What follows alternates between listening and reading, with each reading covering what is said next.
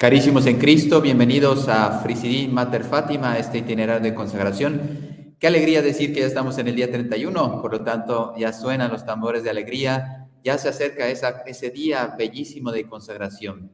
Para muchos de nosotros, nuestra consagración y por lo tanto después cada año la podemos renovar con un itinerario de 33 días de recuerdo, de consolidación de nuestra fe, de nuestra vida espiritual. Pues será una de las gracias más grandes después de los sacramentos de nuestra vida. ¿Por qué? Porque en los sacramentos está la gracia directamente, pero esta nos prepara, nos ayuda y nos potencia la gracia que estamos recibiendo en los sacramentos. Recuerden que San Luis María Griñón de Montfort nos dice que la consagración no es otra cosa que la renovación de las promesas bautismales. Yo ya estoy consagrado a Dios por causa del bautismo. Este sacramento que me hace hijo de Dios, que me hace miembro de la Iglesia Católica, hermano de Cristo, hermanos entre nosotros, todos los bautizados, y por lo tanto con una misión, la de llevar el Evangelio al mundo entero. Bien, pues vamos a pedir luz al Espíritu Santo para que podamos seguir meditando estos misterios de la vida pública de nuestro Señor. En el nombre del Padre, del Hijo, del Espíritu Santo. Amén. Ven, Espíritu Santo, llena los corazones de tus fieles y enciende en ellos el fuego de tu amor. Envía tu Espíritu Creador y renovarás la faz de la tierra. Oremos, oh Dios, que has iluminado los corazones de tus hijos con la luz del Espíritu Santo. Haznos dóciles a sus inspiraciones para gustar del bien y gozar de su consuelo. Por Cristo nuestro Señor. Amén. Dios te salve María, llena eres de gracia, el Señor es contigo. Bendita tú eres entre todas las mujeres, y bendito es el fruto de tu vientre, Jesús. Santa María, Madre de Dios, ruega por nosotros pecadores, ahora y en la hora de nuestra muerte. Amén. Gloria al Padre, y al Hijo, y al Espíritu Santo, como era en el principio, ahora y siempre, por los siglos de los siglos. Amén. Sagrado corazón de Jesús, en vos confío. Inmaculado corazón de María, sed la salvación del alma mía. En nombre del Padre, del Hijo, del Espíritu Santo. Amén. Santos Francisco y Jacinta Marto, rogad por nosotros. Bien, día 31, los misterios de la vida de Cristo. Vamos a ver hoy la vida pública, lógicamente algunos aspectos de la vida pública, ¿sí? El inicio y digamos algunas predicaciones importantes. 2 evangelios queremos compartir. Y sucedió por aquellos días que llegó Jesús desde Nazaret de Galilea y fue bautizado por Juan en el Jordán. Apenas salió del agua, vio rasgarse los cielos y al Espíritu que bajaba hacia él como una paloma. Se oyó una voz desde los cielos: Tú eres mi Hijo amado, en ti me complazco. A continuación el Espíritu le empujó al desierto. Se quedó en el desierto 40 días, siendo tentado por Satanás. Después de que Juan fue entregado, Jesús se marchó a Galilea a proclamar el Evangelio de Dios que decía: se ha cumplido el tiempo y está cerca el reino de Dios. Convertíos y creer en el Evangelio. Entonces, bautismo, las tentaciones del desierto y luego la predicación. Se dan cuenta que hemos saltado muchos pasajes, ¿no? Y luego después viene Mateo 9, 35, 38. Jesús recorría todas las ciudades y las aldeas, enseñando en sus sinagogas, proclamando el evangelio del reino y curando toda enfermedad y toda dolencia. Al ver a las muchedumbres se compadecía de ellas, porque estaban extenuadas y abandonadas, como ovejas que no tenían pastor. Entonces dice a los discípulos: la mies es abundante, pero los trabajadores son pocos. Rogad pues al Señor de la mies que mande trabajadores a su mies. Bien, lo sacaremos toda esta meditación del Catecismo de la Iglesia Católica y Jesucristo y la vida cristiana de Antonio Rollo Marín. Su bautismo, que Juan proclamaba un bautismo de conversión para el perdón de los pecados. Estaba preparando, disponiendo el corazón del pueblo para recibir a Dios. Una multitud de fariseos, saduceos que se consideraban pecadores venían arrepentidos. Ya había un movimiento interior espiritual de parte de ellos, de una búsqueda de cambio de vida, de vivir en la verdad. Por lo tanto, sí, era digamos, válido. Y seguramente que muchos de ellos, la Escritura no lo especifica, pero muchos de ellos, cuando dice la Escritura que se convirtieron, creyeron en Él, etcétera, pues a lo mejor muchos de ellos ya habían sido preparados por Juan. Ya Juan había removido su corazón con su predicación, pues viene Jesucristo con la gracia y bueno, muchos habrán ya removido y decir, este es el Mesías, el esperado. Este fue el comienzo de su vida pública, una nueva epifanía o manifestación de Dios. La epifanía, recuerden a los magos, cuando los magos van a encontrarse con el niño Jesús. Bueno, aquí viene una nueva, más potente, porque ahora sí ya es pública. La otra fue solamente los magos y si estaban los pastores presentes, nada más. El resto, nada, no sabía, el mundo no sabía que ya el Salvador, el Mesías, estaba en medio de nosotros. En cambio aquí ya Dios Padre manifiesta a Jesús como el Mesías, el Hijo de Dios, el que viene a liberar del pecado al hombre. Es una forma solemne de anunciarlo. El Eterno Padre dice, este es mi Hijo muy amado, en quien tengo mis complacencias. Por eso Santo Tomás de Aquino dice, Cristo permitió ser bautizado por Juan por varios motivos o varias razones. Primero, para purificar las aguas que se iban a convertir en vehículo, en medio, para poder ser rebautizados. Recuerden que el sacerdote, en el sacramento del bautismo, él hace una oración especial al agua. Entonces, naturalmente es la misma agua, pero no es agua natural, ya tiene una oración especial para que pueda ser vehículo de la gracia del bautizado. Pues aquí está la razón por la cual esa oración que hace el sacerdote, pues tiene ese poder. También porque él no era pecador, pero a semejanza de los pecadores recibe su carne esa agua. Y por lo tanto vino a sumergir el pecado de Adán para salir con la gracia de la vida nueva que somos los bautizados. Y también para darnos ejemplo y tengamos deseo de recibir el bautismo. Las circunstancias que rodearon el bautismo de Jesús, el lugar, el río Jordán. Claro, ustedes saben que fue el río que pasó el pueblo de Israel para llegar a la tierra prometida. Pues ahora es el río, es una imagen, el río, que tenemos que pasar esas aguas, esa purificación, esa lucha, esa conquista, esa perseverancia para poder llegar no a la tierra prometida donde mana leche y miel, sino sobre todo para llegar a la vida eterna. Los cielos abiertos. Pues ustedes saben que el pecado cerraron los cielos, y en cambio Cristo viene a abrir los cielos para que tú y yo podamos ir al cielo en la vida eterna. La aparición del Espíritu Santo en forma de paloma, pues primero porque nos convierte en templos del Espíritu Santo, lo dice San Pablo, pero ¿no recordáis que sois templos del Espíritu, templos de Dios? Y también para llevar una vida sencilla y candorosa como una paloma. Mira los santos, Santa Tita, el Niño Jesús, tengo aquí su cuadro al lado, la veo mucho. Ella pues era toda candidura, y bueno, no digamos el corazón puro de estos tres pastorcitos, toda candidez, toda blancura. Tanto que yo estoy convencido que Santos Francisco y Jacinta Marto no cometieron pecado mortal. Por lo que yo he leído, no, era demasiado el amor que tenían. No era demasiado, ya, era mucho, muy grande el amor que tenían. Y por lo tanto no habían pecado mortalmente antes de la venida de la Virgen y después de la Virgen su amor fue total, dispuestos a martir. Imagínate hasta dónde no estaban dispuestos a amar al Padre. Bien, la voz del Padre. ¿Por qué? Porque yo sacerdote, para poder bautizar, invoco la Santísima Trinidad. Entonces imagínate, qué importante esa voz del Padre que dice, este es mi Hijo amado. Y pues se manifiesta el misterio trinitario, el Padre con su presencia y su voz, el Hijo que es el que está ahí siendo bautizado y el Espíritu Santo el que desciende. Por tanto es una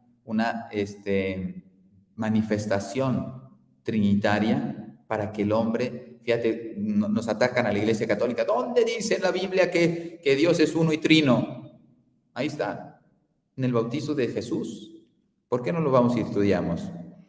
San Hilario de Poitiers dice, todo lo que aconteció en Cristo nos enseña que después del baño del agua, el Espíritu Santo desciende sobre nosotros desde lo alto del cielo Y que adoptados por la voz del Padre, llegamos a ser hijos de Dios. Esto es de las cosas más maravillosas. Yo soy hijo de Dios, con todas las, gracias, también con todas las responsabilidades, lógicamente, pero yo puedo optar, soy hijo de Dios.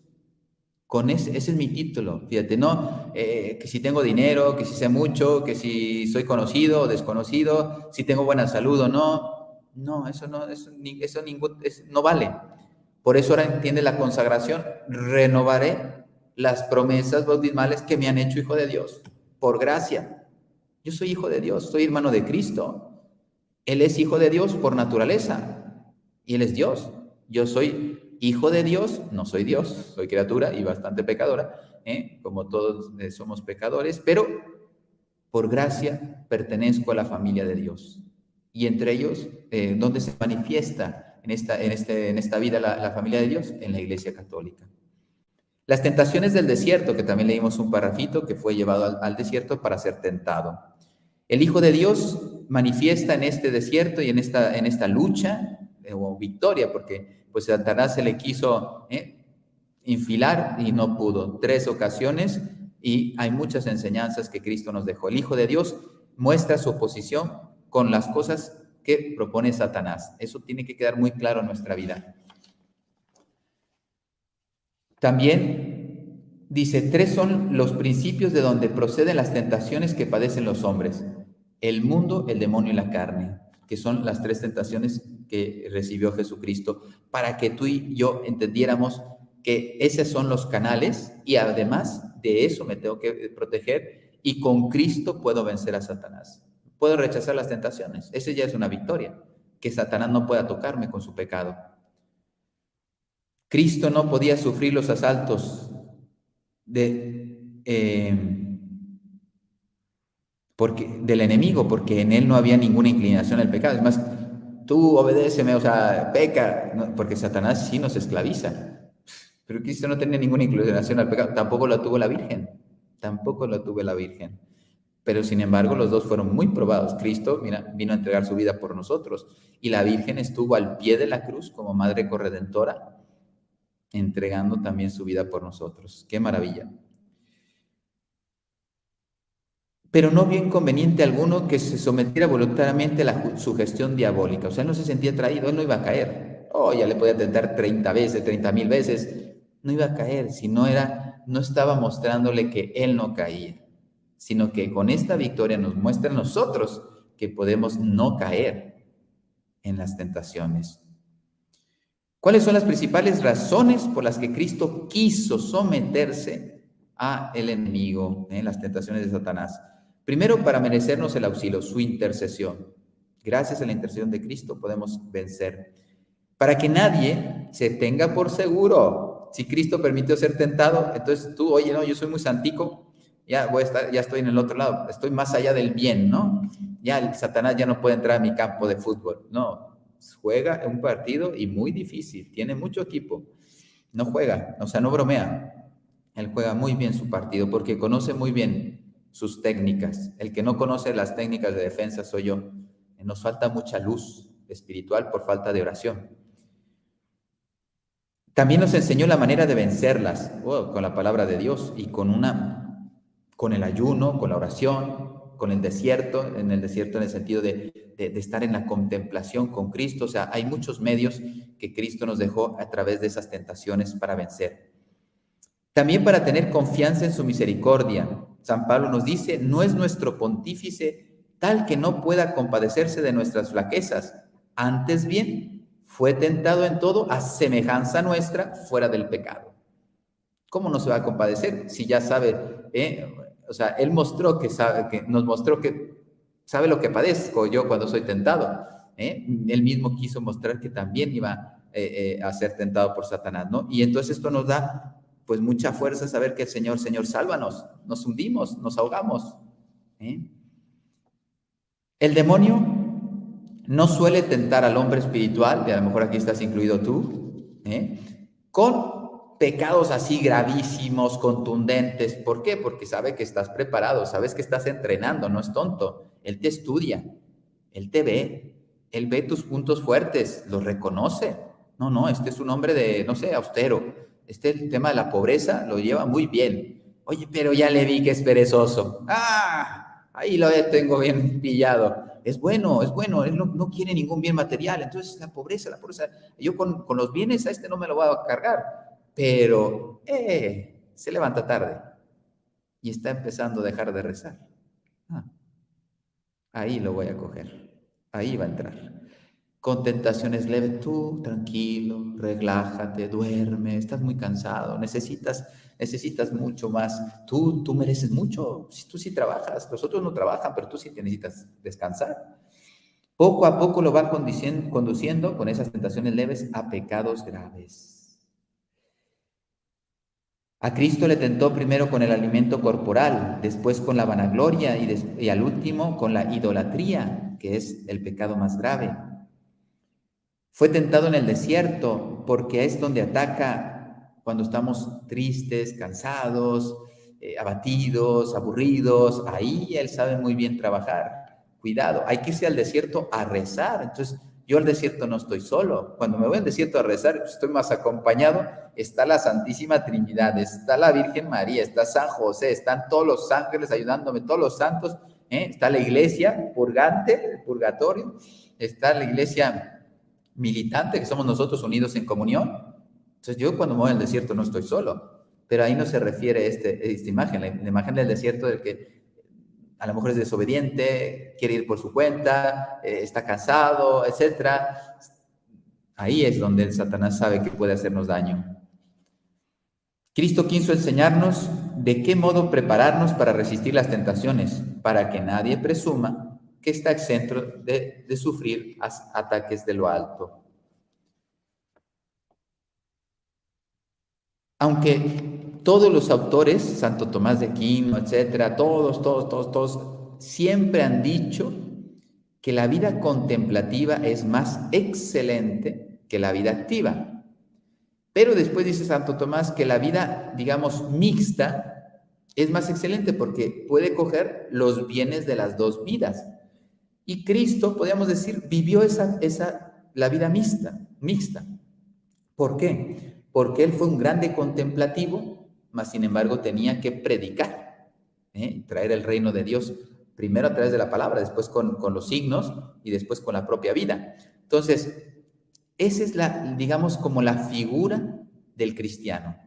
San Benito decía, ora et labora, y eso se aplica a un laico, a un consagrado, un sacerdote, una monjita. ¿Por qué? Porque priorizamos la oración según el estado de vida. Puedo rezar más o menos, pero tengo que rezar.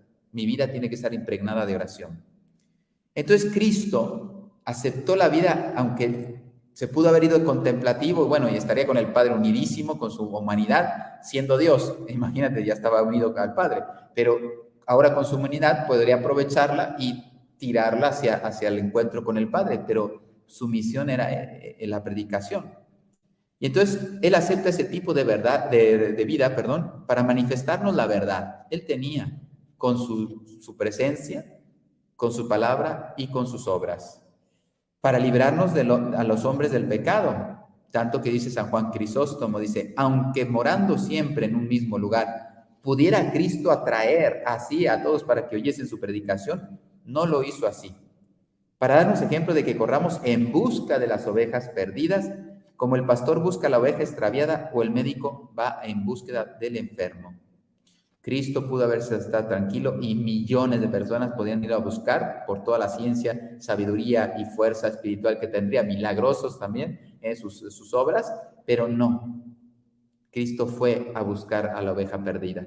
Pues imagínate, nosotros tenemos que imitar a Cristo también en esto. Para que por él tengamos acceso a Dios. Yo soy el camino, la verdad y la vida. Nadie va al Padre si no es por mí. No se entregó a una vida demasiado austera, como la de Elías, como la de Juan Bautista. Eso sí, vaya, ayunos, soledad, desierto. Mas, sin embargo, dice, porque él se ajustó a los usos y costumbres. Y Santo Tomás lo dice, el que vive con otros tiene que acomodarse a su modo de vida. Por eso fue conveniente, él tenía que comer, tenía que descansar, porque tenía la humanidad, como la mía, por lo tanto tenía que alimentarse, tenía que descansar, etcétera, etcétera. Y él lo aprovechó todo eso.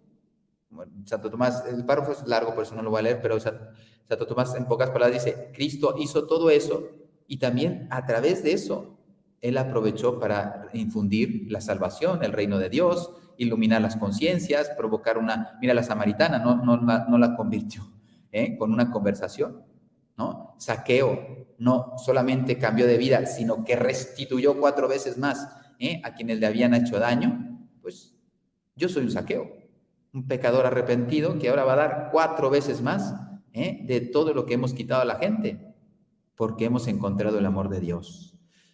Por eso, esto conviene a la vida de aquel que ha de comunicar a los otros los frutos de su contemplación, que primero se dé la vida contemplativa y después salga al público y viva con los otros como hizo Cristo, ¿sí? El párrafo, como les dije, la explicación la hace más, ya saben que Santo Tomás explica coma por coma, punto por punto, o sea, él va a cada cosa, por eso seguirle, a veces hay que leer mucho, pero es buenísimo, no te queda una duda con él.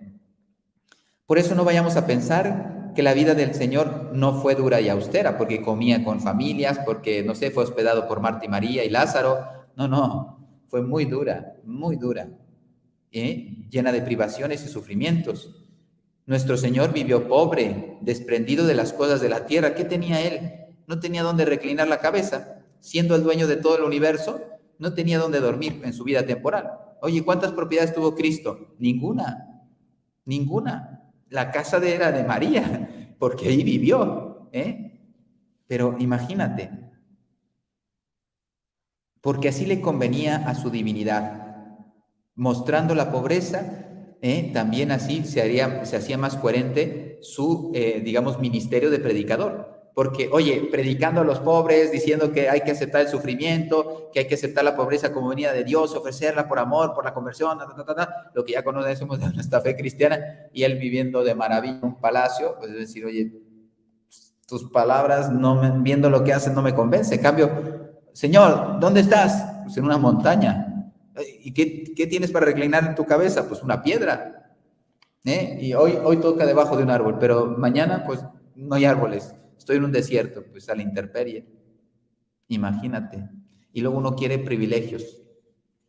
Tenemos que todavía aprender mucho.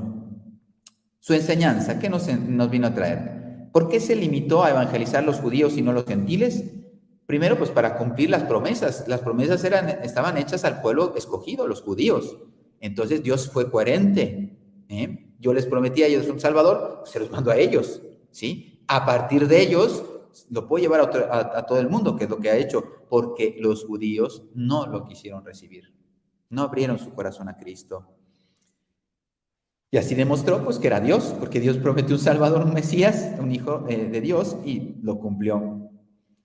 Después, que lo reconocieran como verdadero Dios en la fe, y a través de ellos, por ellos, porque mira, los primeros convertidos fueron judíos.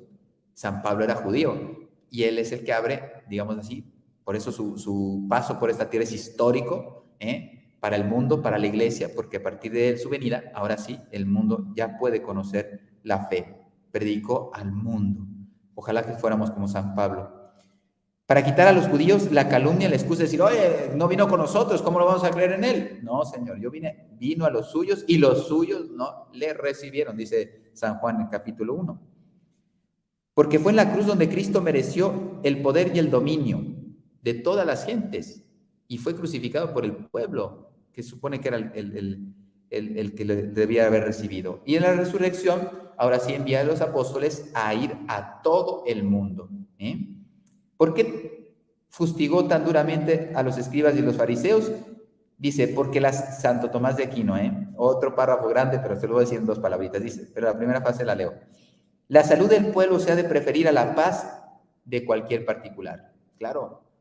Y en pocas palabras, que dice Santo Tomás en su párrafito, dado que ellos estaban viviendo incoherentemente, Cristo tenía que pues dejar claro que no eran el modelo de pastor, que no eran el modelo, el guía espiritual del pueblo, porque estaban siendo, pues su corrupción era grandísima, magna en su corazón, en sus obras, etcétera, muchas veces solapadas, escondidas, pero Dios ve el corazón. Entonces él sabía que eran hipócritas y decís cosas bellísimas porque conocéis la escritura, entonces la repetís, pero después en la vida no cumplís lo que estáis prometiendo.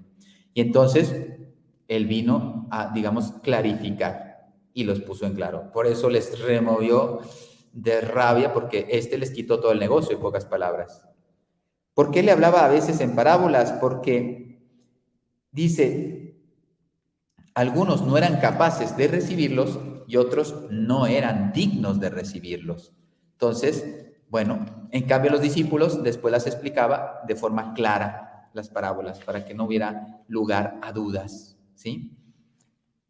Por un lado no eran capaces porque tenían prejuicios mesiánicos, no sé, de la idea que tenían de la venida del Señor, etcétera, de cómo era Dios, de cómo le va a cumplir la promesa, etcétera, etcétera. Entonces se fueron haciendo una religión no de acuerdo a lo que Dios revelaba, sino a lo que a ellos les interesaba. Pues no tenían capacidad. Y el otro, porque no eran dignos. Imagínate, no estaban buscando, no estaban buscando a Dios. Entonces, ¿cómo les iba a hablar a ellos si lo que estaban ahora era sirviéndose de Dios para sus intereses personales, sus placeres?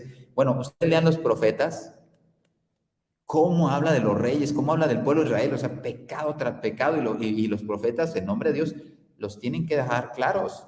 Claro, los reyes no les gustaba, ¿no? El pobre Ezequiel no lo tuvieron ahí preso, etcétera, y lo querían matar. Dios le libró de la vida, pero lo querían matar porque nos está descubriendo los falsos profetas. Y segundo, dejando en claro lo mal que estamos viviendo nuestra vida. Entonces no tenían, eran rebeldes, su corazón era obstinado, duro, y no querían, no buscaban a Dios. En cambio, la gente sencilla, a lo mejor no tenía formación, tendría muchos pecados, pero buscaba a Dios, buscaba la verdad, quería paz, quería, o sea, en el fondo, por eso fíjate, los pobres nos dan lecciones, porque quería las cosas del espíritu, y no estaban distraídos por las cosas de la materia, la dignidad, las vanidades, etcétera, etcétera. Bueno, los milagros son un obsequio de Dios, ¿sí? Para hacer las obras y las palabras creíbles, ¿sí? El primer milagro, son motivos de credibilidad. Y los milagros se pueden comprobar, por ejemplo, la resurrección de Lázaro. Señor, ya tiene 4 días muerto. Estamos aquí llorándolo. O sea, una persona, si está muerta, por eso le dice, quite la piedra. No, que apesta. Su cuerpo ya huele mal, ya llega hasta acá el dolor. Quiten la piedra, que yo voy a hacer un milagro. Que nadie puede resucitar un muerto. Yo lo voy a resucitar para que veas que yo, no le dice a Marta, ¿crees que yo soy la resurrección y la vida? Sí creo, Señor, tú eres el que has de venir, el Mesías, el esperado. Pues ahora vas a ver obras mayores. Te voy a resucitar con un milagro. Entonces, un milagro es un hecho producido por Dios fuera del orden de toda naturaleza. Es una alteración transitoria y circunstancial del orden de la naturaleza que rebasa cualquier fuerza de la naturaleza. O sea, nadie lo podría provocar. No, es que es una energía, no sé qué. No, o sea, utiliza la naturaleza, pero va más allá, ¿sí? Tiene un cuerpo ya podrido, entonces lo toma de la naturaleza, un cuerpo podrido, y le vuelve a infundir el alma, porque tiene el poder de hacerlo. Este cuerpo va a volver a recibir su principio vital, que es el alma, y se va a levantar y se llama Lázaro. Lázaro, sal fuera. Todo el mundo se quedó. Pues imagínate, con ese milagro todo el mundo debería haber creído. ¿Qué hicieron los judíos? Precisamente los fariseos, saduceos. Al contrario, dijeron, hay que matar a este y a Lázaro, porque ahora es un signo de que esto es algo extraordinario. Y este lo está haciendo. Hay que eliminarlo. En vez de decir, oye, ya llegó, lo hemos descubierto, con este milagro ahora sí. No, contra él. Jesucristo realizó infinidad de verdaderos y auténticos milagros con el solo imperio de su voluntad. Si alguno dijere que no puede darse ningún milagro y que por tanto todas las narraciones sobre ellos, aún las contenidas en la Sagrada Escritura, hay que relegarlas entre las fábulas y mitos, o que los milagros no pueden nunca ser conocidos con certeza y que con ellos no se prueba legítimamente el orden divino de la religión cristiana, fuera, dice el Concilio Vaticano I, ¿sí? Solo en Lourdes, la Virgen de Lourdes, que yo he estado ahí, creo que en todos estos es 1858, entonces son 40, 160, más o menos 170 años de las apariciones de Lourdes. Ya están comprobados como 50 y tantos milagros, comprobadísimos científicamente, no por la iglesia, por los médicos y los científicos. O sea, no hay explicación, solo sobrenatural, Dios. Pero hay 2,000 o 3,000 casos en estudio. O sea, que imagínate, con el tiempo van a ser 500 milagros, algo así, solo en un santuario. Cristo obraba sus milagros por propia cuenta y virtud. En cambio, los profetas y los santos, pues lo hacían invocando el nombre del Señor. Bueno, pues me faltó la transfiguración, los fortaleció, sabiendo, ya les había anunciado que iba a padecer, etcétera. Estaban desanimados los apóstoles, los motiva con la transfiguración, especialmente a Pedro, Juan y Santiago. Y bueno, ellos comprenden las escrituras después de verle muerto y resucitar, y entienden la transfiguración, y también les da fuerza a ellos. Y luego, la vida pública del cristiano, pues imagínense, tenemos que llevar el evangelio, todos. Y ahí es cuando, por amor a Cristo, tenemos que salir a llevar el evangelio, es en la palabra, en el testimonio, en la entrega, o sea, todo lo que podamos hacer por Cristo será un bien por nuestros hermanos también, por la salvación de nuestros hermanos. El Señor esté con ustedes y con tu espíritu. La bendición de Dios Todopoderoso, Padre, Hijo y Espíritu Santo, descienda sobre ustedes y permanezca para siempre. Amén.